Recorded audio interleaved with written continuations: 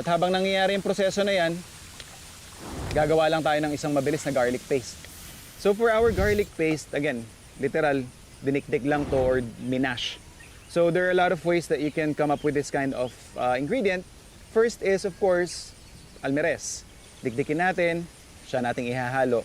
Or kung meron naman kayong grater, kagaya ng gagamitin ko ngayon, mabilis na mabilis lang din yan para makuha natin yung parang puree-like consistency. And kung wala man kayong almeres at saka grater, ito yung pinaka last siguro na isasuggest ko sa inyo is i-mash siya gamit yung inyong kutsilyo. So yeah.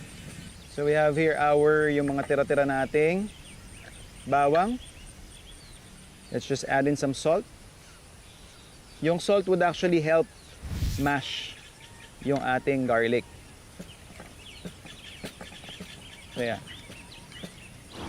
So dahil meron tayo ditong kaunting asin, merong kumbaga additional tool or meron tayong katulong aside from our physical strength, may katulong tayo na parang nagmamash doon sa ating bawang.